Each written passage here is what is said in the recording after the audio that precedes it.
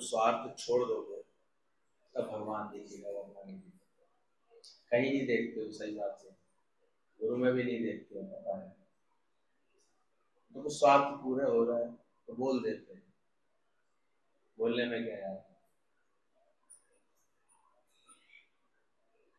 जानत तुम्हें तो बल हो जाए, फिर तो वो खुद ही ब्रह्म रूप हो जाएगा, तो वास्तव में देख लेगा, जान लेगा चीज़।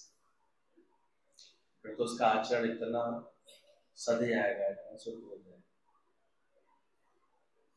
अपने आप ही समझ। इसलिए कथनी तो बहुत सरल है, अभी बोल रहे थे, आसान है।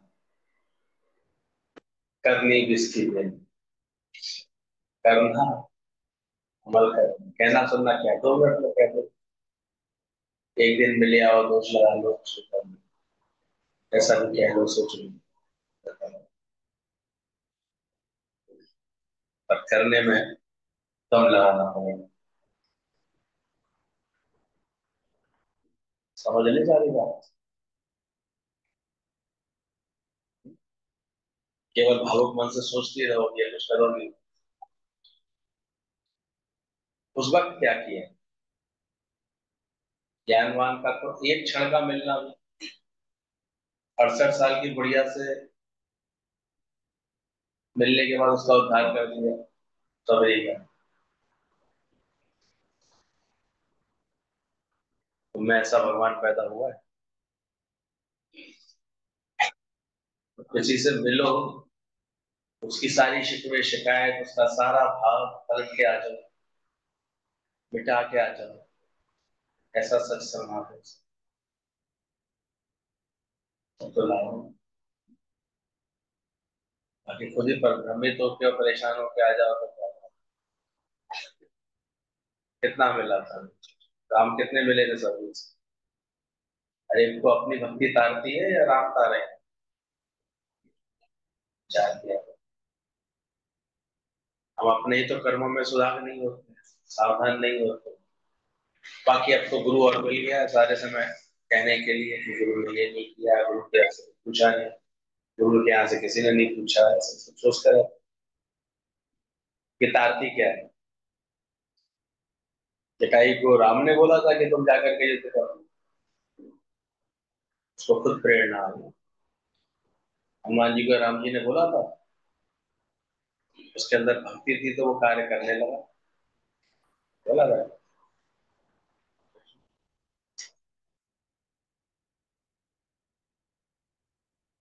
आसुरी कुल में पैदा होने वाले विभीषण को क्या राम ने आके बोला था कि तुम भक्ति रखना, उसका अपना स्वभाव था, उसका संस्कार। तो यहाँ क्या तुम सोचते हो कुछ दुनिया आकर के बैठ जाएगी, या वो ही आएगा जो भक्ति भाव रखेगा, जो श्रद्धा भाव रखेगा, सही लगन रखेगा, सही आचरण समझेगा। इसलिए ये तो कभी ऐसे सोचना ही नहीं। हमारे यहाँ तो पितावन हमेशा कहते थे make seat for better people, अगर तुमको बात नहीं समझ में आती तो अपना आचरण नहीं बदलते, उससे बेटर है तुम यहाँ से हटो, कोई और अच्छा आके बैठेगा, हम सीट घेरे बैठे।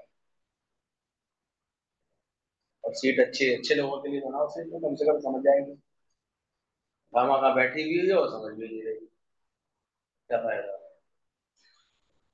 एक सीट पर बेटर पीपल, अच्छे लोगों के लिए समझना चाहिए सब तरफ से।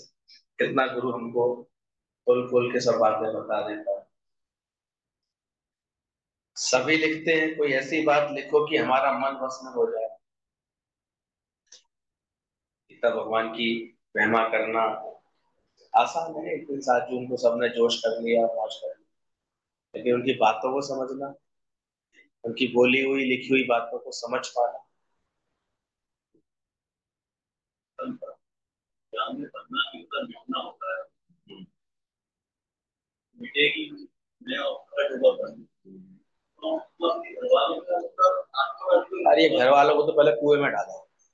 अगर वास्तव में ब्रह्म ज्ञान समझना है तो एक एक पहले अशुद्ध बुद्धि का नाश करो। ये घर वाले कुछ नहीं होते, सिर्फ आपका वहां एक लेन देन का हिसाब किताब है, इसलिए आप किसी घर में बैठे हैं। इसलिए कुछ समय के लिए तो रेड लाइट लगाओ अगर ज्ञान समझ, ये तो यहाँ कंफ्यूज ही रहेंगे मुझे लगता है सब, क्योंकि वो इतना बेचारा जैसे देसी घी पीते भी है यार थोड़ा बहुत, और फिर जाकर के भिड़ते रहते हैं मैं मेरे घर वाले मेरापन जाता नहीं है। कहाँ से है तेरा घर, सारा परिवार है।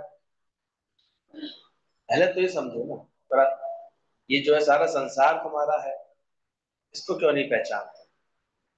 पहले सोच को बड़ा करो। घर वाले शब्द ही अज्ञान है पूरा अपने आप में। मेरे घर वाले, मेरे वाले, वहां तो सिर्फ इतना सा जानो इस शरीर का कोई हिसाब किताब है इसलिए यहाँ रह रहा है, बाकी आया अकेला जाएगा अकेला। कभी कोई देखा है घर वाला किसी के संग चला गया? आजकल की तो घरवालियां कैसी हैं, हनीमून के दिन ही तो निपटा देती हैं। सुन रहे हो ना खबर है अच्छी अच्छी, कैसे कैसी बदमिजाजी है, कैसी कैसी साइकोलॉजी, मतलब एक चमट्टे के पीछे उसने इतना अच्छा लड़के का बंद कर दिया घरवाले। सोचो मानसिक स्तर कहाँ तक है आजकल के बच्चों का, बिना ज्ञान के सही संस्कार के कहाँ हालत हुई पड़ी है लोग। तुम्हें ऐसा भी कर्म करने में दिक्कत नहीं लगी कोई, और अभी एक नहीं, इसी साल में तीन तीन केस समझ में आ गए हैं। कोई काट काट के सीमेंट नीले ड्रम में भर देता है, कोई मरवा देता है, सिर्फ ये मन की थोड़ी सी बस, क्योंकि उनका मानसिक संतुलन ठीक नहीं है, मतलब उनको समझ आता है। ये सब सिर्फ केस है ये डिप्रेशन वाले केस, मानसिक संतुलन जिनके ठीक नहीं, मन उनके बहुत ऐसे बिगड़ गए हैं, लास्ट में ऐसी हरकतें होती रहती हैं उनके जीवन से, और पछताएंगे जीवन भर, पश्चाताप में रहना पड़ेगा सब, मिलेगा क्या? क्योंकि वो अपनी मानसिक स्थिति से ऐसी स्थिति में पहुंच जाती है कि उनको अच्छे बुरे का कुछ भी ज्ञान रहता ही नहीं, चाहे कितने दिखा दो तुम्हें ऐसी अवस्था में पहुंच जाती, मानसिक स्थिति बिगड़ जाती है। इसलिए ध्यान रखना, सबसे ज्यादा ये ज्ञान अगर हेल्प कर सकता है तो तुम्हारा मानसिक संतुलन ठीक करना, क्योंकि मन और आत्मा पहलू है एक दूसरे, बिना आत्म ज्ञान के, और ममत्व मन को संताप देता है। इसलिए मेरे वाले घर वाले ये थोड़ा, अभी सत्संग में जब बैठो तो कम से कम ये चिंतन हटा दिया करो। किसी मंदिर में जाते हैं ना तो जूते चप्पल बाहर उतार के आते हैं, चमड़े की हर चीज बाहर उतार के जाते हैं अच्छे मंदिरों में। साउथ के मंदिरों में तो कपड़े उपड़े भी सब एक धोती वहीं की दे देते हैं, वो धोती पहनो और फिर जाओ अंदर। इतनी पवित्रता है। और यहाँ सत्संग में हम लोग बिल्कुल भी सावधान नहीं रहना चाहते, इसलिए कोई गलत नहीं हो रही है अंदर से, कोई बात समझ, जिसके देखो भी देखो 90% अभी बात करने बैठोगे घर के ठुसे होंगे उसके, वही मैं मेरे आ गया होगा, कोई गाड़ी आ रही थी चलो तुम भी चलो तो घूमने चलो, और चिंतन किसका चल रहा हो, मैं या तो शरीर का, या फिर कहीं मेरे में अटका हुआ किसी के स्वभाव संस्कार में, बातों में, प्यार में, व्यवहार में, राग में, या किसी के प्रति द्वेष में, ऐसे में अटका हुआ। कोशिश करो थोड़ी देर जब आके बैठते हो तो ब्रह्म ज्ञान के अधिकारी बन के बैठो, तो ये ब्रह्म ज्ञान समझ में आएगा थोड़ा बहुत। हालांकि पूर्णता तो कोई बिरला ही हासिल करता है, बहुत इसके लिए दम लगाना पड़ता है। ऐसे पानी को गिराओ तो हम देखते हैं नीचे की तरफ तो 2 मिनट में आ जाता है, चढ़ाने के लिए उसमें कितना जोर जोर लगाना पड़ेगा, कितनी मोटर लगानी पड़ती है, कितना पुरुषार्थ करना पड़ता है। इसलिए आज का लेटर अगर सुनना चाह रहे हो तो बहुत सावधान होकर बैठो, क्योंकि बड़ी जबरदस्त पढ़ाई है इस पे, जबरदस्त ज्ञान क्या है इसको तुम पकड़ सकते हो अगर इस पर ध्यान से सुनोगे। क्योंकि जिसको देखो वो अपने मन से ही उलझा हुआ है, मन से ही परेशान हुआ है। केवल एक प्रेमी ने यह बात लिखी है, सभी लिखते हैं कि कोई ऐसी बात लिखो कि हमारा मन बस में हो। इस बात पर गीता भगवान सही समझ दे रहे हैं, उन्होंने समझा क्या है? एक तो मन मन मन मन करके मन भर का बना देते हैं इसमें, इस बात समझते नहीं हो। अभ्यास करना है आत्मा का, और अभ्यास करते रहते हो मन का, कैसे ज्ञान समझ में आएगा? समझ नहीं आत्मा की बात, उलझे रहते हो मन के चक्कर में। और मन तो फिर कहां से कहां लेटाल देता है। अपना ही ख्याल बिगड़ जाए ना, तो बिस्तर पर लेटते आदमी को देर नहीं लगती। अपना ही ख्याल इतना दुखी कर मारता है, इतना परेशान कर मारता है, कभी कभी इतनी मानसिक हालतों को बिगाड़ देता है। ये देखे कैसे लटक जाता है, अच्छा वाला व्यक्ति पंखे से लटक गया, अपने आप को गाड़ी के नीचे डाल दिया उसने, ट्रेन के आगे आग काट दिया, मर गया या मार दिया किसी को। दोनों तरह की साइकोलॉजी होती है, सब साइकोलॉजिकल मनोविज्ञान। मनोवैज्ञानिक डॉक्टर इसलिए बैठे हुए हैं, बोला गया है कि मन कितना ज्यादा एक उपद्रव मचा के बैठा है। क्यों? क्योंकि आत्मा को नहीं समझ रहे, आत्मा को नहीं जान रहे, मन को आत्मा की राह दिखाना नहीं आ रहा। वही बात बार बार सिखाई जाती सत्संग में, रोज सिखाई जाती। हमारे यहाँ तो हमें लगता है एक ही पाठ है, दूसरा कोई पाठ ही नहीं। एक ही सिलेबस है, यहाँ कोई दूसरी वैरायटी है ही नहीं। लेकिन वो भी समझने में सालों लग जाते हैं, अगर कोई वो भी समझे तो समझे, नहीं समझता फिर मन की बात करेगा, फिर दुख की बात करेगा, फिर शोक में रहेगा, फिर वो अंदर ही अंदर उलझेगा, फिर कहीं कहीं मन की ममता से परेशान होगा, फिर कहीं ना कहीं किसी दुख से परेशान होगा। सभी लिखते हैं कोई ऐसी बात लिखो कि हमारा मन वश में हो। तो मुझे तो समझ ही नहीं आ रहा है कि कोई भी ऐसी बात छिपाई है क्या गुरु ने जो खास लिखे तुम। या ऐसी कौन सी बात गुरु बता गया, रोज एक ही बात बताती।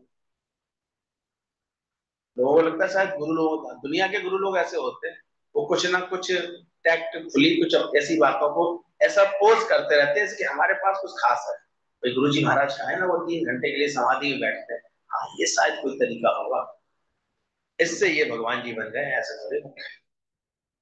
वो सब 5 घंटे बिल्कुल मौन रहते हैं, अरे अपनी जान बचा के बैठा है बेचारा, दिन भर बोलते बोलते थक जाता होगा मौन रह के। ये भ्रम डाल दिया है लोगों को, संत साधुओं ने भी, सन्यासियों ने भी। एक ब्रह्म ज्ञानी केवल इस भ्रम भाव से ऊपर रहता है, उसको नहीं, वो सहज रहता है, नॉर्मल रहता है, नेचुरल रहता है। बाकी सब इसी में है, सब मन के गुलाम। तो बोला कि ऐसी समझ में ही नहीं आ रही कि कोई मन की बात हमने छिपाई है क्या। पहले दिन का सत्संग गुरु का सुनो, अंतिम दिन का सुनो, एक ही सत्संग, एक ही बात बताएगा। क्या तुमने खुद को आत्मा जाना, क्या सत्य पहचाना, आत्मज्ञान हुआ, आत्मबोध हुआ, कुछ भी शब्द बोल ले, आत्म अनुभूति हुई,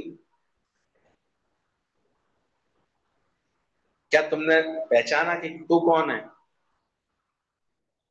तो मुझे तो समझ ही नहीं आ रहा ऐसी कोई भी बात ऐसी छुपी हुई है जो हमारे पास प्राइवेट रखी हो। बात सिर्फ ये है कि आत्मा को छोड़ करके तो मन के सिमरन में पड़े। समझा क्या कह रहे हैं किताब। अभी तुम आत्म अभ्यास तो करते नहीं हो, बार बार किसका चिंतन करते हो। वो तो वही 15-16 साल सत्संग आते आते। दोबारा क्या 5 बार पढ़ेंगे, तो ये लेटर ही छठी बार पढ़ रहे होंगे।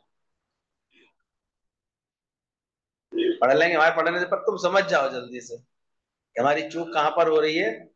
कि हम जो है आत्मा को छोड़ करके मन के सिमरन में, मन का ही चिंतन, मन को ही सत्य मान लेते हैं, मन मानी पे ही चलना चाहते हैं, मन मर्जी के ही मालिक हो जाते हैं, और ज्ञान का अभ्यास तुरंत छूट जाता है, बाहर निकलते निकलते तक छूट जाता है ज्ञान में। इसलिए कस के परम फेथ विदाउट शेड, जब तक इतने कस के आत्म भाव को नहीं समझोगे, पकड़ोगे, विश्वास नहीं करोगे अपने को आत्मा करके, गुरु को आत्मा करके, फिर सर्व में आत्मा करके, 3 स्थितियां आती हैं। पहले तो हम भले गुरु में आत्मा करके जानते हैं, फिर स्वयं में आत्मा गुरु हमें अनुभव कराता है, अभ्यास कराता है, फिर एक सही समझ आ जाती है तो सर्व में देखे भगवान, सब में भगवान, सब में आत्म भाव आ जाता है। तो बोले तुम बार बार इस मन के कहने पर ही चल रहे हो। मन की कभी अलग हस्ती हो सकती है क्या। अब प्रश्न पूछ रहे हैं हम लोगों से गीता भगवान, क्या इतने दिन सत्संग सुनने के बाद तुमको यह एहसास हो पा रहा है, क्या मन की कोई अलग हस्ती हो सकती है आत्मा से अलग। फिर तुमको मन को मतलब आत्म भाव पक्का करने में क्यों इतनी देर लगती है, और मन सारे समय पक्का है।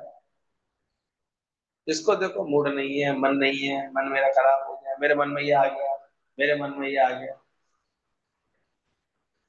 इसी में उलझे रहते हैं। बोले मन की कभी अलग हस्ती हो सकती है क्या? पर तुम्हारा मन भी कहाँ है, बेकार में बदनाम कर दिया है। आत्मा के सत्ता के सिवाय मन की हस्ती हो सकती है क्या?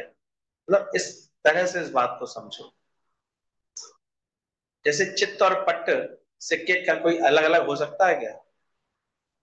केवल देखने का अंतर, वो इधर गिर गया तो उसे चित्त गया, इधर गिर गया तो पट्ट गया, है तो सिक्का ही, अलावा कुछ है? तुमने मन मन कह दिया है, संत लोगों से आत्मा कहते हैं।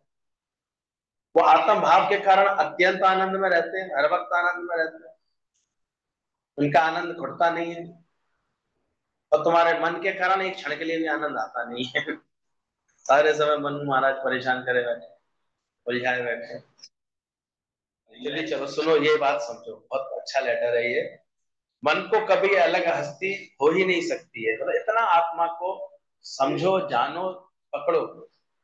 प्लीज कैच मी, दादा भगवान इसलिए कहते हैं कैच करो मुझे, मैं कौन से आत्मा की बात समझा रहा हूँ, और कैसे मन तुम्हें लगातार ठगे जा रहा है, ठगे जा रहा है। ये आत्मा पक्की नहीं करने देता। लेकिन यहाँ भी गुरु भी बड़ा जबर है, ठोक ठोक के पक्की करवा ही देता है। हर तरह से वो हमको ये सच सुना सुना के, सुना सुना के, और जरूर फर्क आता है, तभी चेहरे की रंगत बदलती है।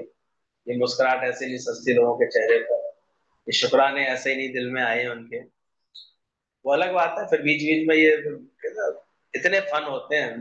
कालिया नाग के कितने फन थे, भगवान ने एक एक फन पर ऐसे नृत्य करना पड़ा उनको, कितना पुरुषार्थ करना पड़ा। वो शांति रूपी बॉल पाने के लिए कालिया देह में कितना पुरुषार्थ करना, एक एक फन को कुचलना पड़ा। तो ये भी मन के अनेक विचार, अनेक विचार, कभी कोई विचार, कभी कोई विचार, ये आते हैं। जब गुरु उस पर अच्छे से नृत्य करके दबाता है, उसको कुचलता, तब कहीं जा करके, तब उसकी जो पांचों पत्नियां थी, पांच सपनी, वो हाथ जोड़े, बड़ा सुंदर दृश्य होता है। कभी कालिया देह का, कभी अच्छे मंदिर में जाओ तो वहां पोस्टर दिखाते हैं, या वहां पर आजकल तो सुंदर बना के रख देते हैं। प्रेम मंदिर में जाओ तो कालिया देह का बड़ा सुंदर सा दृश्य है, तो उसमें देखोगे वो पांचों।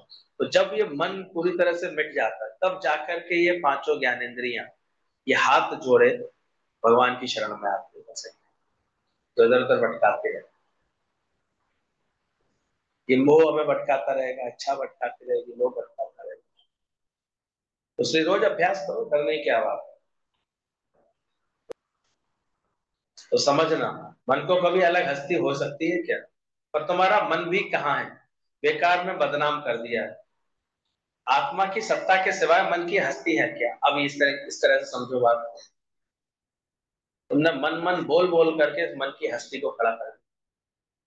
जैसे भूत है, भूत है, भूत है, भूत है, बोल बोल करके तो भूत बन जाता है।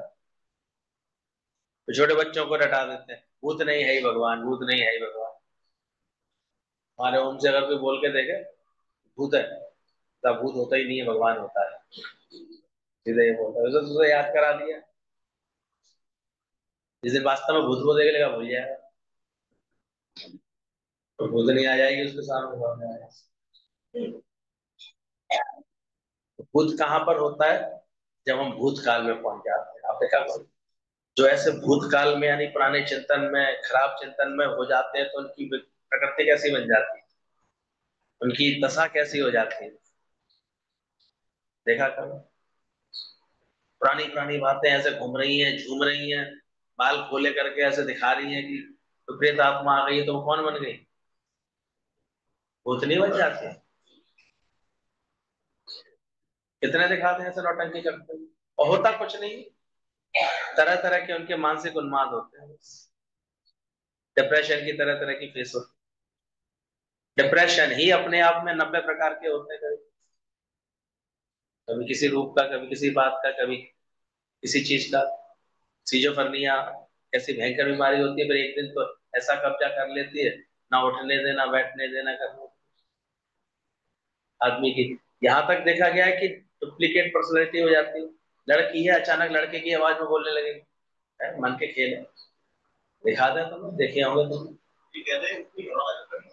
ये ऊपरी तो है, ये ऊपरी की हवा, ये ऊपरी ख्यालों की हवा है। मानते हैं, फिर मानना पड़ता है, क्या करें।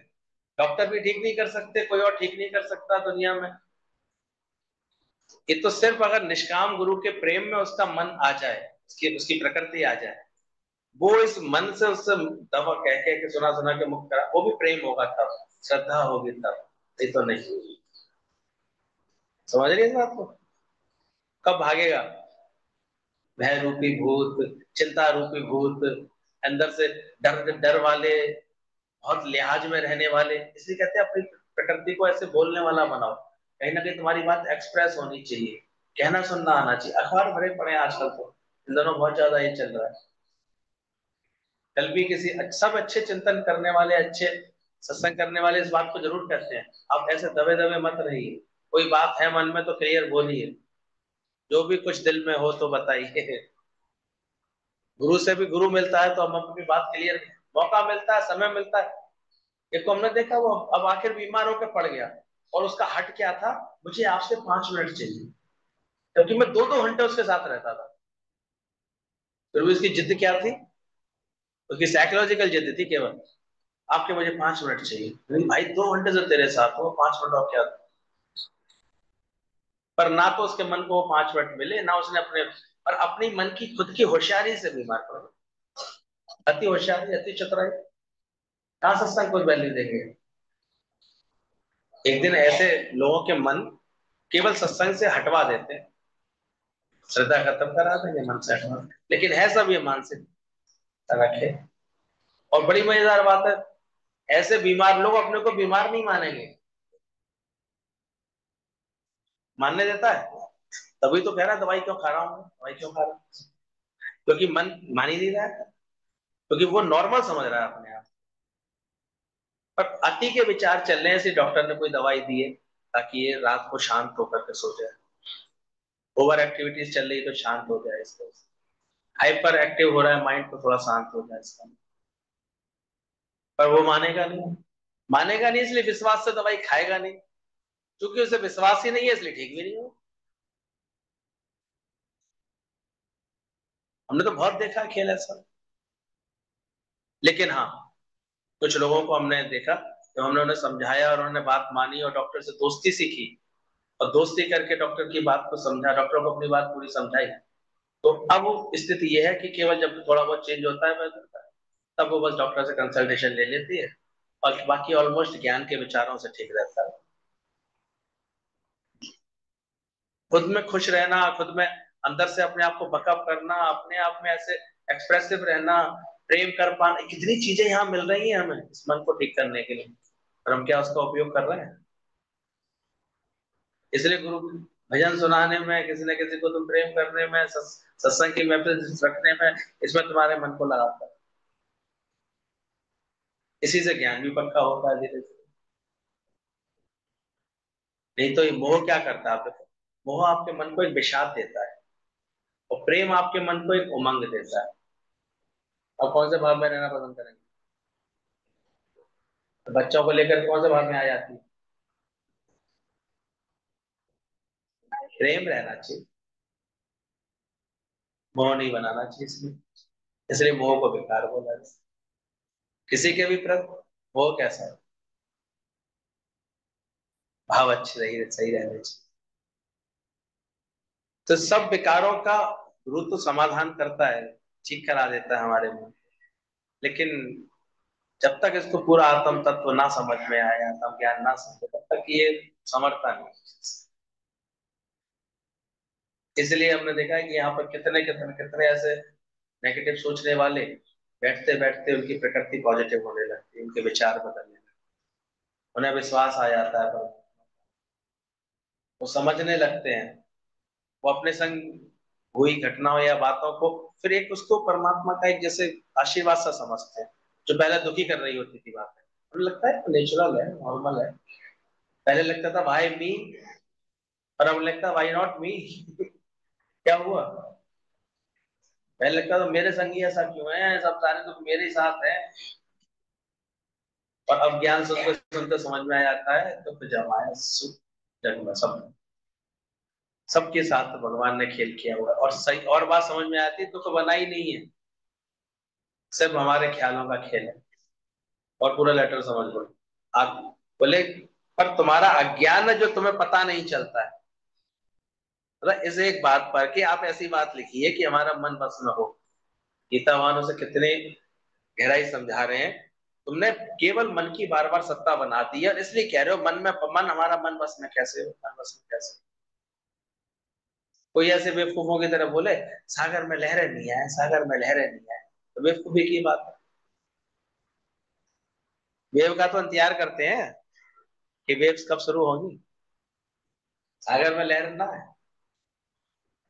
तो नहीं। तो ये जगत में ऐसे ख्याल ना चले, मन के अंदर ख्याल, इसका बेकार में इंतजार करते रहे। जबकि जानना है अपने को आत्मा, मैं स्थिर तत्व आत्मा हूं। तो जितना अच्छा आत्मा का अभ्यास हो जाता है जिसको, उसको देखो इस मन रूपी बीमारी से छुटकारा मिल जाता है।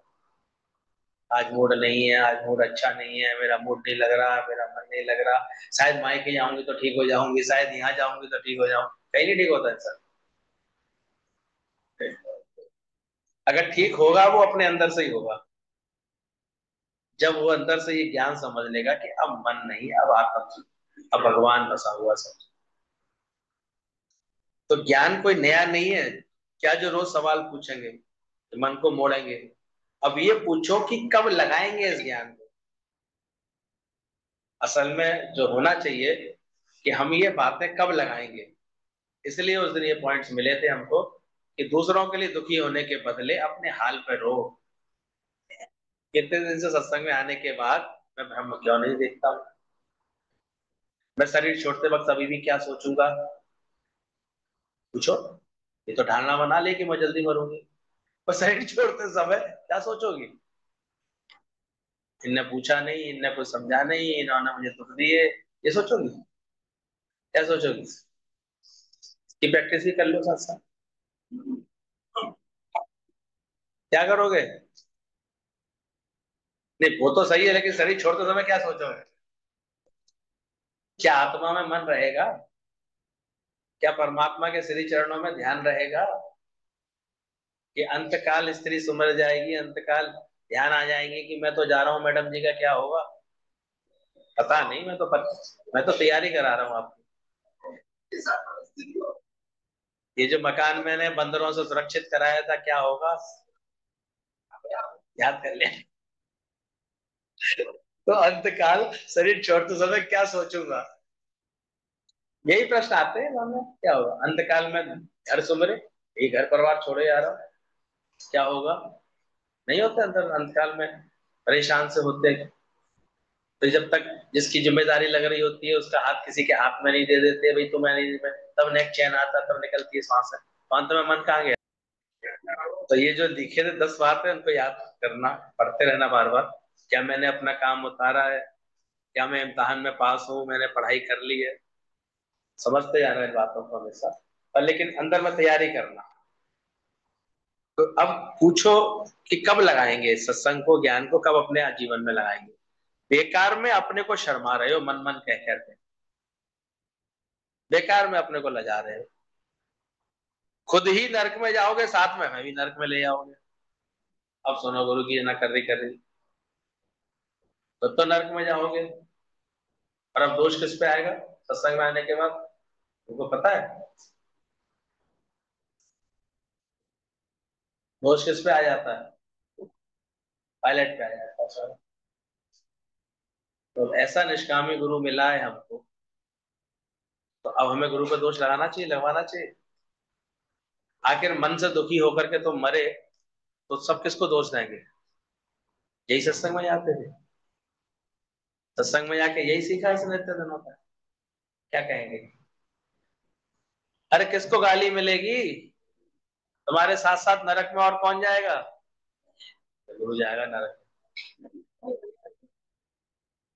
तो ये दर्द होना चाहिए, कहीं में ऐसी नहीं हो जाए मेरे मन की स्थिति, जो गाली किसको मिलती है देखो, पहला ही दोष किस पे लगा दिया? विचार करो। तो यही गीता भगवान कह रहे हैं, बेकार में अपने को शर्मा रहे हो, खुद भी तो नरक में जाओगे ही जाओगे, साथ में हमें भी नरक में खींचोगे फिर। तुम्हें अपने पैरों पर खड़ा होना चाहिए, मतलब अपने सत्य को साथ अपने स्वरूप में खड़ा होना चाहिए, ना कि दूसरों के आधार पर। ये भी कमजोर करेगा, मुझे तो हमेशा इसका साथ चाहिए, ये नहीं होती तो मुझे घबराहट होता है, ये है तो मैं ठीक हूँ। यानी दूसरों के आधार पे हम खुश रहना चाह रहे हैं, तो फिर आपको दुखी रहना पड़ेगा। बदलो इसको, जीतो जल्दी से। अपने अंदर अपने अपने को अपने पैरों की मजबूती करो।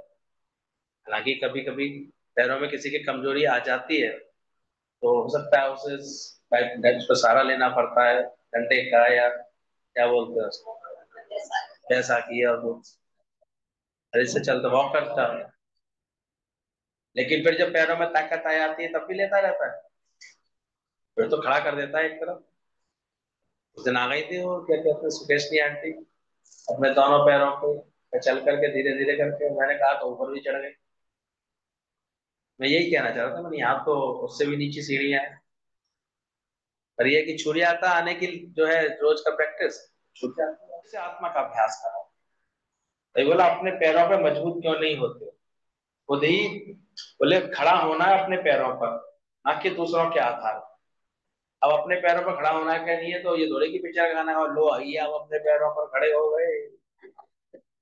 और तो अमिताभ बच्चन भी खड़े हो गए थे।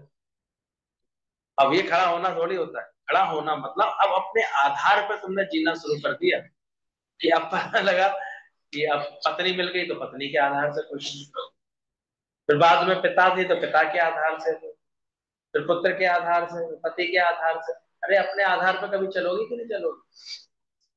तभी तो बैठे बैठे रोते हैं, वो थे तो हमें ये आराम था, वो थे तो। गुरु क्या सिखा रहा है? आप पाओगी? एक झूठी आशा फिर आ गया, बच्चा शायद अब अच्छा करे। गुरु रोज हमें किसके आधार पर जीना सिखाता है? इंडिपेंडेंट। फैमिली में होते हुए भी, फैमिली में आई जो है वो क्या सिखाती है? इंडिपेंडेंट। एम क्या सिखाता है? Mind your own.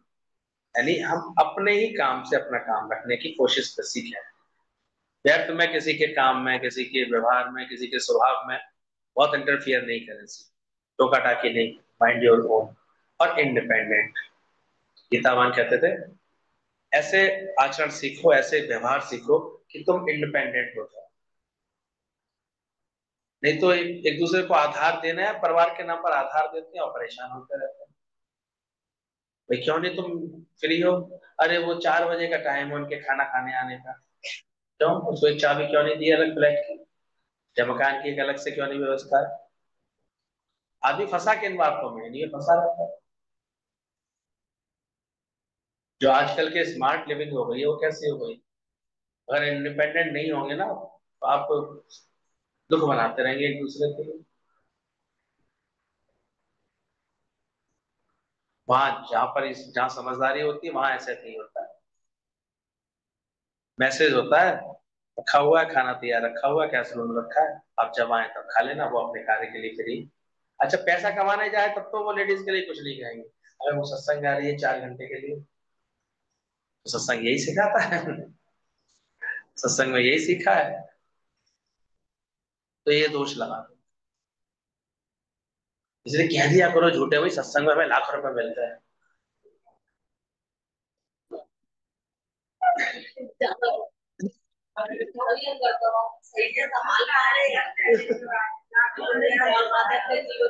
नहीं नहीं, कभी कहिए तुमने ऐसे बच्चों से? क्यों क्यों नहीं कही?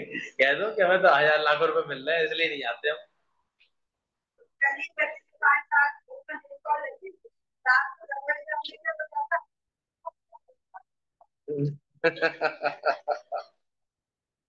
सोचो, ये ध्यान रखना, तुम खुद भी नरक में जाओगे तो बोला अपने पैरों पर खड़ा होना चाहिए, ना कि दूसरों के आधार पर। मरने के बाद मुक्त होंगे क्या?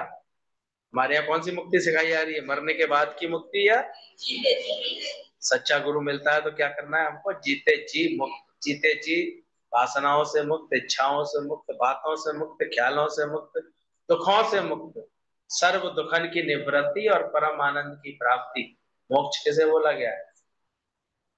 जब हम जीते जी ऐसा ज्ञान समझ लें कि हमारे अंतःकरण से सब दुखों की क्या हो जाए, तो सुखी होना है ना, सबका आधार छोड़ना चाहिए, खुद अपने इंडिपेंडेंट, अपना वजूद कब बनाएंगे? तो देखते हैं कहीं कहीं लोग, हम देखते हैं ऐसे आपसी में, आपस में तालमेल या व्यवहार के नाम पर ऐसा बना लेते हैं, अब इसके बिना तो हम चल ही नहीं पाएंगे, इसके बिना तो ऐसे हमारा कोई काम होगा ही नहीं, फिर यही दुख बन जाता है। इसलिए ना तो कमजोर करो किसी को, ना कमजोर बनाओ, ना अनुचित आधार देना किसी को, ना अनुचित आधार लेना किसी का। ठीक है, आपसे परिवार में एक दूसरे की सेवा की कभी जरूरत पड़ती है तो सेवा करते हुए भी उनको अपनी सेवा स्वयं संभालने का एक जैसे भाव बनाते रहना चाहिए। बच्चों को भी इतना आधार नहीं देना चाहिए, नहीं तो वो फिर बहुत हमारे लिए सरदर्द बन जाता है। ये गुरु इस तरह से कुछ जीना सिखा देता है। सही समझ दो, मान लो कोई बिल्कुल ही बिस्तर पर है, उसकी भी सेवा कितनी देर की हो? बताओ कितनी देर की हो? ज्यादा से ज्यादा घंटे 2 घंटे में आप उसके शरीर संबंधी सारी सेवाएं कर सकते हैं।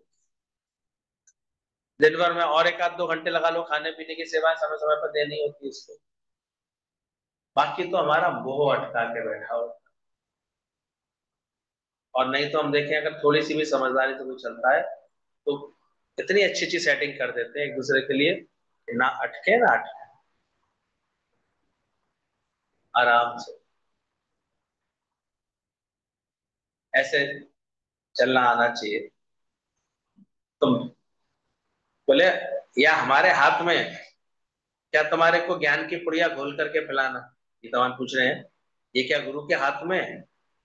कोई ज्ञान की पुड़िया है जो ऐसे घोल के तुम्हें पिला दी जाएगी? तो तुमको ही समझ नहीं है ज्ञान की बात। कुछ समझदारी की बात लिखो जिसे पढ़कर हमें खुशी हो। पर तुम तो सन्यासी की तरह डंडा लेकर के मन के पीछे पड़े, एक बात पर कि हमारा मन बस में कैसे हो, पुरानी सत्संगी होगी इसलिए उसको इतना अच्छा लेक्चर मिलता है। ये कब तक इस मन के पीछे पड़ी रहेगी? कोई ढंग की बात लिखो गुरु को, इतने दिन हो गए ज्ञान से कि अब मैं आनंद स्वरूप हूँ, अब मैं आत्म स्वरूप हूँ, अब मैं हर बात को संभाल ले जाऊंगी, हर परिस्थिति में संतुलन में रहूंगी। ये आए दिन मन आता रहता है, कब बदलेगी मन? मन को कब जीत ले? पढ़ के पढ़ो पीछे अपने। कब तक तुम्हारी खुशी का आधार दूसरा ही बना रहेगा? जो दुखी है वो ऐसा नहीं कर रहे हैं, वो ऐसा नहीं सोच रहे हैं, मैं ऐसा चाह रही हूँ वो ऐसा नहीं कर रहा है, ये ऐसे नहीं बदल रहे हैं, इनका स्वभाव बदलना है कि ये बात बदलनी, तो और है कौन सा? विचार किया करो। गुरु ये सारे दुख मिटवाता है। दुनिया ना बदले, याद तो हो गया। किसको बदलना है? छोटी बता, किसको बदलना है? हाँ, दुनिया ना बदले, अपने मन को बदल, अपने को मजबूत कर, अपने पैरों में मजबूत हो। और कभी कभी अच्छी पढ़ाई करने के बाद टेस्ट कर लेना चाहिए खुद का। टेस्टिंग ना हो या एग्जाम ना हो तो ऐसी पढ़ाई का क्या फायदा? अरे बहुत मिलेंगे, बहुत मिलेंगे, जाओ उनके पास चला जाओ, मिल जाएंगे, मैं बता दूंगा। 10-5 लाख रुपए खर्च होंगे, ज्यादा नहीं। मिलेंगे, बाबा है बहुत से ऐसे हैं, बता दूंगा। कोई भी तो है ना, वो ज्ञान की पुड़िया घोल करके पिला दे, लोग तो यही समझते हैं। तो तुम तो सन्यासियों की तरह डंडा लेकर मन के पीछे पड़े हो। दादा ने हफ्ते 10 दिन से यह वाणी शुरू की है, यदि तुम आज भी आप समान नहीं बने, ध्यान जरूर लेना। दादा जब वाणी चला रहे थे उन दिनों, तो ये गीता लिख रहे हैं कि आज भी आप समान नहीं बने, संशय या भ्रम रह गए, तो इसमें कसूरवार तुम हो, पर सजा गुरु को मिलेगी। ये एक है रिश्ता ही ऐसा, क्या करें? तुमने गुरु माना है तो कसूर होगा तुम्हारा, और सजा किसको मिल रही होगी? ये सच बात है, मिलती है। शिष्यों की गलतियों की सजा गुरु को मिलती है, क्योंकि मजाक नहीं है।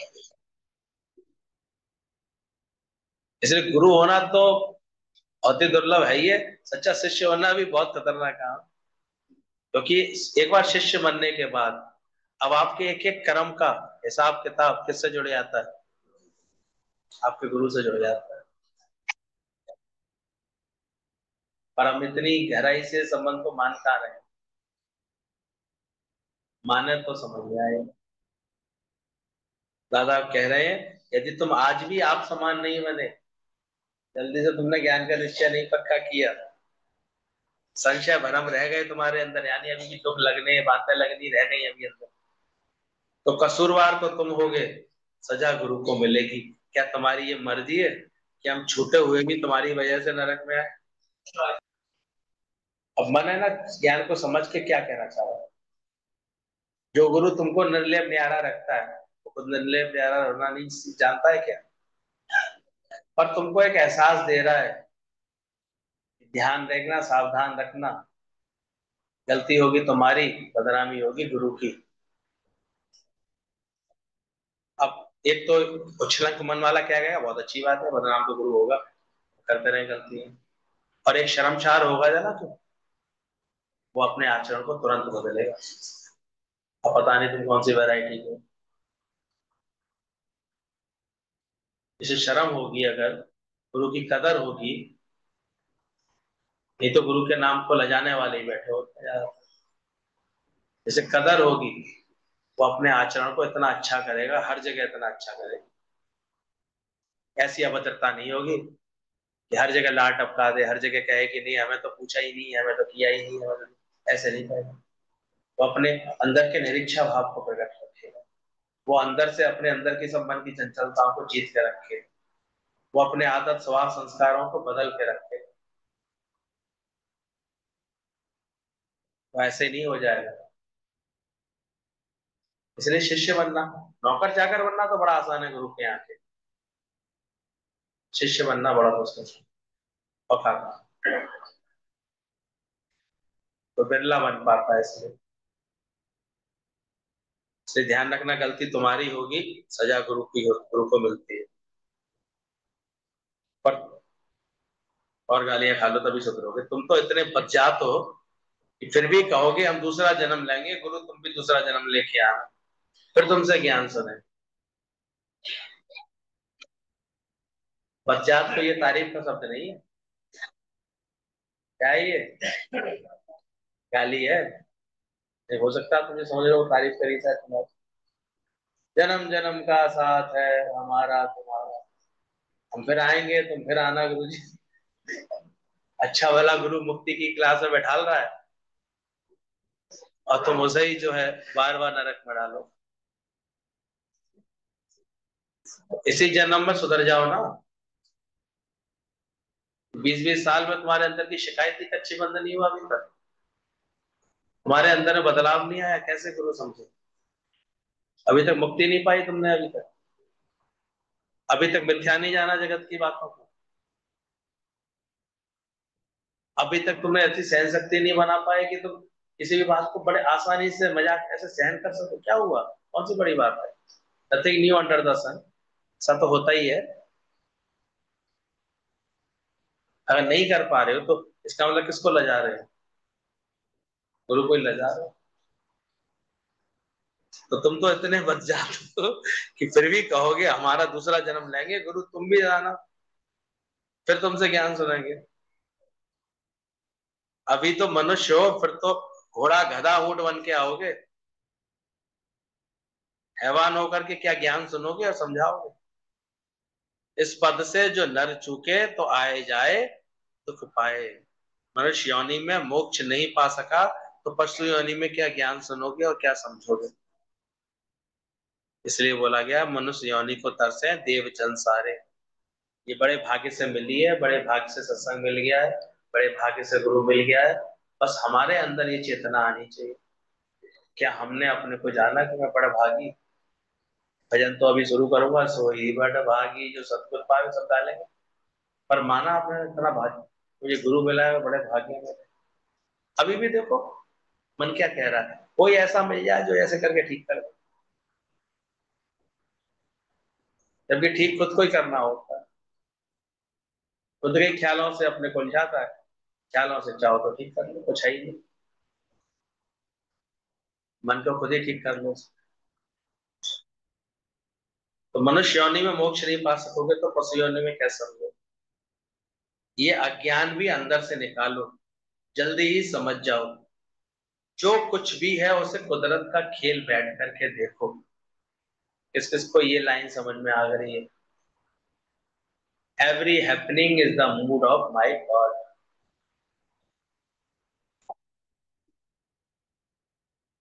ये अगर समझ में आ जाएगी ना लाइन, कभी कहीं से चिंतित होकर के नहीं लौटोगे। कैसे लौटोगे? सोचो। एवरी हैपनिंग क्या है? हर घटना, चाहे स्वयं के साथ है कैसे। ये ब्रह्म ज्ञानी की स्थिति बनती है, ऐसी होती है। वो हर, जो कुछ भी है उसके साथ, जो कुछ भी है उसके इर्द गिर्द, उसे क्या समझता है? वो कुदरत का खेल। खेल था, खेल डाला इसी चाल से। तो गुरु ने झगड़ा खत्म कर दिया, कौन सा? जग में आना न जाना। तो ज्ञान की सही समझ वाला अपने को हमेशा इसी निश्चय में रखता है, खेल था खेल डाला। अभी तो बोला गीता मान ने तुरंत, ब्रह्म सत्य जगत मिथ्या। दादा के सुर में सुर मिलाया ना तुरंत। तुमने आज तक गुरु के सुर में लाया है कि ब्रह्म सत्य जगत, बोला है, सुर नहीं मिलाया अभी। अगर जगत मिथ्या है तो किसी भी बात का तुम्हारे को दुख सुख लगना चाहिए। और मोक्ष किसे कहते हैं? जब लगना बंद हो जाए, किसी नाल राग नहीं, किसी नाल दोष। तो मनुष्य योनि में समझना, बोला फिर तो पहले से ही जो कुछ भी है उसे कुदरत का खेल समझ करके देखोगे, गुजरने से पहले ही गुजरा हुआ समझोगे। क्या मतलब हुआ इसका? कोई हालत आई है, अभी आई है, परिस्थिति आई है, यानी ये नहीं बैठ करके उसमें उलझेगा, परेशान होगा, तो किसी को क्या ये भी गुजरा हुआ है तो निकल जाएगा, इसमें कौन सी बड़ी बात है? पहले ही गुजरा हुआ समझेगा। पास हो, this will also pass, this will also pass. शायद नहीं रहता उसके अंदर, पहले से ही जानता है ये हालत आई कितने दिन रहेगी, कोई मरेगा कितने दिन रहेगी, तो ये कितने दिन रहेगी। 12 दिन बाद तो जो है घुमाएंगे फिराएंगे सब।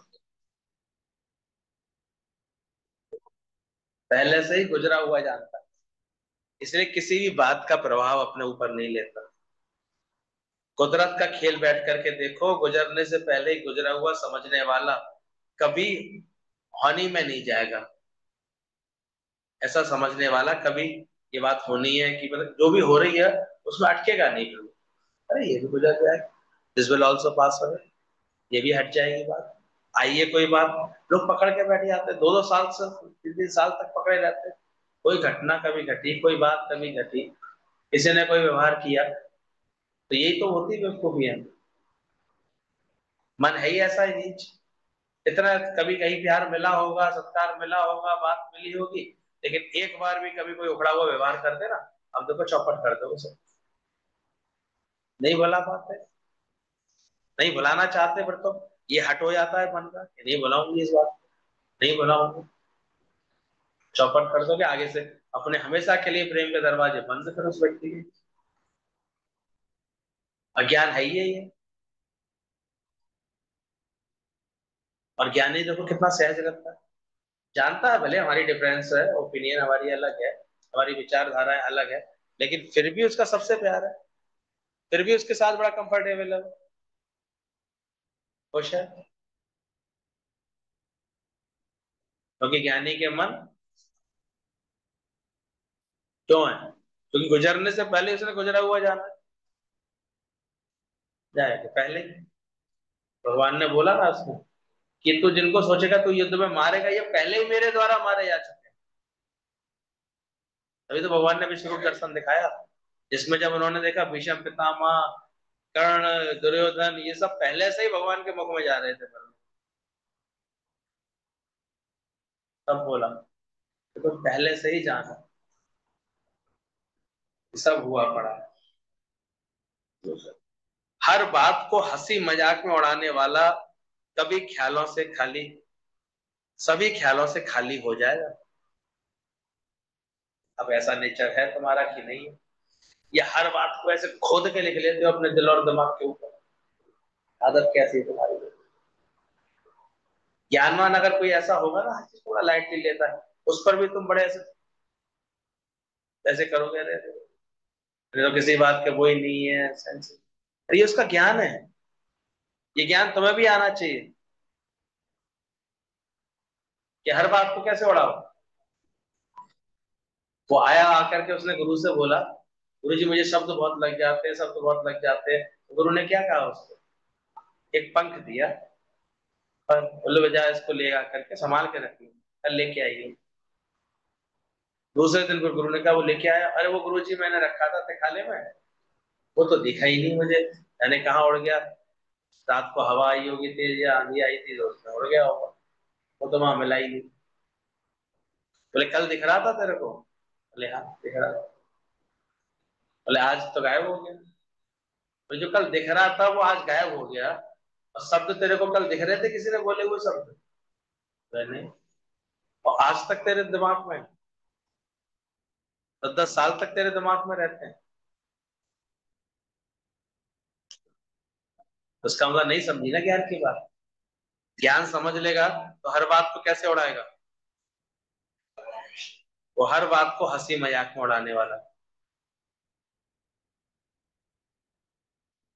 वो बड़े आराम से ये बात कहेगा। कहीं से अगर कोई किसी से मिस हैंडलिंग मिलेगी या कोई गलत व्यवहार में, जरूर इसका कोई हिसाब किताब होगा तभी तो मिला। इसमें गलत क्या है? और कहीं से सुख मिल लिया होगा तब भी बड़े प्रेम से कहेगा होगा इसका हिसाब किताब, इसकी प्रारब्ध होगी तो मिलना है, मैं अपनी इच्छा से थोड़ी पा रहा हूँ। अज्ञानी को सुख भी मिलेंगे तब भी वो समझेगा मैंने अपनी इच्छा से पाया, मैंने अपने पुरुषार्थ से पाया। इसलिए दुख मिलेगा तो अभी इसको वो अपने को दोषी मान के बैठ जाएगा, दुखी होकर बैठ जाएगा।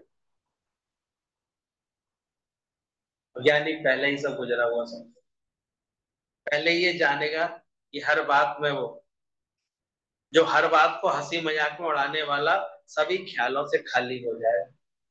मतलब अब फिर उसके अंदर में वो फिर बात रहेगी नहीं। रात गई, रात गई,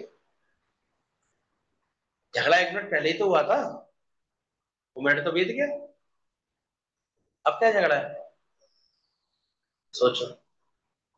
ऐसा स्वभाव जब बन जाएगा, इसको ज्ञानी का स्वभाव है। वो इतनी भी चिंतन नहीं रखना चाहता, इतनी भी देर का चिंतन है। उसे कोई बात सख्ती से समझा नहीं है, समझा दी बात कर, समझोगे तो वह लाभ होगा, नहीं समझोगे नहीं लाभ होगा। ज्ञानी ज्ञानी का क्या बिगाड़ लोगे? तुम समझ लोगे, अपना जीवन अच्छा बना लो, उसकी कृपा, हमें परमात्मा की कृपा अपने ऊपर लगेगी, ये तो लगेगी नहीं अपने आप। दुनिया है ही ऐसे, उसमें क्या बात है? इतना है कि काठ की हांडी बार बार नहीं चढ़ सकती। एक बार किसी को बना लोगे, 2 बार बना लोगे, फिर हमेशा बना सकते हो? नहीं खुल जाता तुम्हारे व्यवहार का, तुम्हारे व्यवहार में एक मौका परिस्थिति बात थी, उसका भेद नहीं खुल जाता फिर आसानी से? तो लोग नहीं बना लेते धारणा तुम्हारे लिए अपने आप। हम तो देखा बड़ा मुश्किल हो जाता है, एक बार तुम्हारे लिए किसी के साथ धारणा बन जाए, वो तुम्हें उसी एंगल से देखेगा जो भले तुम सुधर भी रहे हो, बदल भी रहे हो। घर परिवार में होता क्या है, हमारी जिसके प्रति जो धारणा बन जाती है, फिर वो वही चश्मे से तो देखता है। ये तो सत्संग में आकर के वो चश्मा हटवा देते हैं थोड़ा बहुत, घर जाके फिर लगा लेती है, बात अलग है। सत्संग में तो उतरवा देते हैं, हटाओ भगवान देखो क्यों दिख रहा है। देखिए फिर व्यक्ति, इसलिए ध्यान रखना, हर एक से सावधान रहना। किसी भी तरह का व्यवहार तुमने कभी भी कैसा किया है, और अगर वो ज्ञानवान नहीं है तो वो ऐसे परमानेंट खोद लेगा तुम्हारे व्यवहार को, तुम्हारे स्वभाव को, कि जीवन भर वो भुला नहीं पाएगा। सिर्फ वचन संभाल के बोलिए, वचन के हाथ ना पाओ। एक वचन औषधि करेगा, एक करेगा काम। कितनी देर सोचो, होगा ही नहीं तुमसे। आपने एक बार किसी के संग कोई धोखाधड़ी कर दिया, छोटा व्यवहार किया, तो हमेशा के लिए सावधान नहीं हो जाएगा तुमसे? होगा कि नहीं होगा? नहीं होगा तो ये उसकी मूर्खता कही जाएगी। क्यों? पहले हुआ तो था तुम्हारे संग ऐसा, फिर भूल गए? उल्टा लोग ये कहेंगे। अब वो आगे हमेशा के लिए सावधान नहीं हो जाएगा? तो क्यों किया ऐसा व्यवहार? कितना संभल के, इसलिए गुरु यहाँ पर एक एक को इतना सावधान करता रहता है। इसलिए बहुत सावधान होकर चलना है सत्संग में। एक बार की भी तुम्हारा कोई ऐसा अप्रिय व्यवहार तुम्हारा बहुत बहुत समय तक तुम्हारा पीछा नहीं छोड़ेगा। और कर्म तो पीछा छोड़ दो, पीछे आता है। इसलिए ध्यान रखना, हम इतने बहादुर बने कि कोई भी लहर हमें नहीं हिला सके। हर एक को ये पत्र अपना समझना चाहिए, ना कि खास एक का। लेटर को भी कह रहे हैं कि ऐसे समझो कि ये मेरे लिए लिखा गया है। जो भी माया में आशावादी होकर के जाएगा उसे निराशा जरूर लगेगी। क्या मतलब? माया में, संसार से किसी सुख आशावादी से ये, अब ये सुखी ऐसा हो जाएगा तो मैं सुखी हो जाऊंगा, ऐसा हो जाएगा तो मैं सुखी हो जाऊंगा, तो ऐसे व्यक्ति को क्या मिलेगी हमेशा? क्योंकि ये तो बदलने वाली माया, थोड़े दिन बदल जाएगी। बड़े उताव लेते भाई शादी हो जाएगी तो बड़े सुखी हो जाएंगे, हो गई? गर्दन यूं ही हिलती है, अरे ऐसे भी हिला दो। अचानक मुझे तो गर्दन यूं ही हिलती है आदमी। यानी सुख नहीं था परमानेंट वो, पहचानो उसको। तो बोला इसलिए समझो, हर एक के पद कि माया में आशावादी होकर के जो जाएगा उसे निराशा जरूर मिलेगी। करो ना आश निराश रही। एक ज्ञानवान हो जाता है, धीरे धीरे समझदार हो जाता है, इसलिए इस जड़ माया में, जगत की माया में, व्यवहार की माया में कोई भी आशाएं नहीं फिजूल की सता।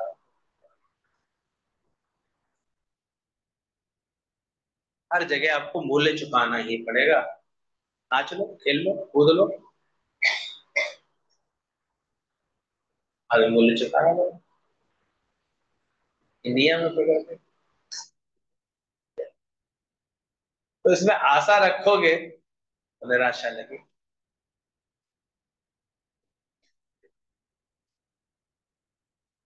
ईश्वरीय सृष्टि में तो आज भी दुख शोक चिंता नहीं है। केवल एकमात्र ईश्वरीय सृष्टि है, यानी जब इसमें रहना सीख जाओगे ज्ञान के अनुसार, ईश्वरीय सृष्टि यानी किसी से ना कोई आस है, ना कोई दावा है, ना कोई कोई वैसे कोई अटका हुआ है मन किसी में, ना राग है ना द्वेष है। जब ईश्वरीय सृष्टि बना लोगे, इसी में ही तुम्हारा मन सुख, उसमें ना दुख है, ना कोई शोक है, ना चिंता। तो ऑब्जर्व करो गुरु कौन सी सृष्टि में रहता है, गुरु अपने को किस सृष्टि में रखता है। जो भी गुरु के बच्चे हैं जो अपने अपने संग मेहनत कर रहे हैं, सत्संग का अभ्यास कर रहे हैं, वो धीरे धीरे अपने इर्द गिर्द कौन सी सृष्टि बना रहे हैं। उन्हें क्यों नहीं दुख है, उन्हें क्यों नहीं किसी बात की चिंता है, उन्हें क्यों नहीं किसी बात में ऐसे लगता है, दुख शोक और चिंता नहीं लगती, क्योंकि वो ईश्वरी सृष्टि में पलने लगे, ईश्वरी सृष्टि में चलने लगे। भगवान से हम आए हैं। एक होता है बड़ी सरलता से, अरे खास भगवान ने चुना है, शरीर को दिए होगी ये बात, आता है कभी ख्याल का, कोई भूचाल आता है, कोई बात आता है, चलो इसको मैं अपने ज्ञान से कंट्रोल करूंगा। एक तो इस तरह से सरल लेना, और एक बस हर परेशान होकर के, दुखी होकर के फिर ये सोच लेना कि नहीं नहीं नहीं, अब तो सत्संग वत्संग छोड़ो, कोई बाबा जी मिल जाए तो मैं इनसे आशीर्वाद ले आऊं, कहीं चला जाऊं तो ये हो जाए वो जाए। ख्याल ख्याल ही है और क्या, ख्यालों का खेल है। ये तो एक ज्ञान का अभ्यास करता है और अपने को स्वस्थ कर लेता है, शुक्राने करता है। जब ऐसी स्थिति होती है तो और अधिक वो सत्संग की लगन में आ जाता है, और जल्दी से ऐसे कोशिश करता है कि कहीं मैं ऐसे और गुरु का संग करूं, सत्संग का संग करूं। छूट जाता है। ये भी देखना पड़ता है कि आप गए कंपाउंडर से, गए उससे, मेडिकल की दुकान से गए, दवाई लेके खा ली। फिर आई कोई बात, मेडिकल की दुकान पर गई, दवाई लेके, दवाई तो वो दे रहा है, बराबर दे रहा है। इतना उसे भी ज्ञान है कि बुखार है तो ये दे देना, जुकाम है तो ये दे देना, तो तबीयत में ये बात है तो ये दे देना, दिक्कत लग रही तो ये दे देना, जानता है वो। फिर भी वो अभी डॉक्टर नहीं। वो दवाई किससे लेनी चाहिए जाके। कभी कभी लाभ हो जाता है, छोटी मोटी चीजों में लाभ मिल जाता है, मेडिकल की दुकान से ले आते हैं, दोस्ताना होता है, ले आते हैं, लाभ मिल जाता है। पूरी बीमारी किससे बात करके उतरती है, किसकी बात मानने से उतरेगी। डॉक्टर से जाकर के जब वो पूरी बात समझ लेता है, और कभी कभी तो वो तुम्हारी बीमारी को पहचानने के लिए तुम्हारी टेस्टिंग भी कराता है। पता लगा कि वो 2-3 दिन तक तो, हमारे पापा का 17-18 दिन तक तो इलाज ही नहीं शुरू हुआ। मैंने कि ये तो हम गलत फंस गए क्या अपोलो में, ये तो इलाज ही नहीं शुरू कर रहे हो, हालत बिगड़ती आ रही थी, बिगड़ती आ रही। बाद में हमने समझ में आया कि ये 17-18 दिन इन्वेस्टिगेशन चल रहे थे, तब इतनी नॉलेज नहीं होती। जब एक एक चीज का इन्वेस्टिगेशन, आज ये रिपोर्ट होने आनी है, आज ये रिपोर्ट होने आनी है, अब इस बात की रिपोर्ट हो रही है, इस बात की रिपोर्ट हो रही है। भले उसमें समय लग रहा था, एक दिन की रिपोर्ट आती थी, कोई रिपोर्ट 3 दिन में आ रही है, कोई दूसरे दिन आ रही है, कोई ऐसा है। 17वें दिन उन्होंने अपना, जो डॉक्टर था उसके अंडर में केस गया कि अब ये डॉक्टर देखेंगे। फिर उन्होंने उसको पकड़ा उस चीज को, फिर उसका इलाज किया, तो हमने देखा फिर 8 दिन से ही आराम मिलना शुरू। ऐसे मिल नहीं रहा था, 4-4 महीने से इलाज हो रहा। तो गुरु के पास भी समय लगता है, हमारी जड़ गुरु जब तक आने में, जड़ तक है, क्या जड़ है, इसका सोच में विकृति कहाँ से आई, इसमें कहाँ से इसके अंदर में ये दिक्कत आई, ये क्या, इसका हृदय इतना प्रेम वाला क्यों नहीं बन पा रहा, सबके लिए प्रेम क्यों नहीं कर पा रहा। ठाकुर जी से तो बड़ा प्रेम है, पर किसी किसी के प्रति इतना इसके दिल में खटास क्यों। कौन ठीक करता है, टेस्टिंग के बाद ही तो।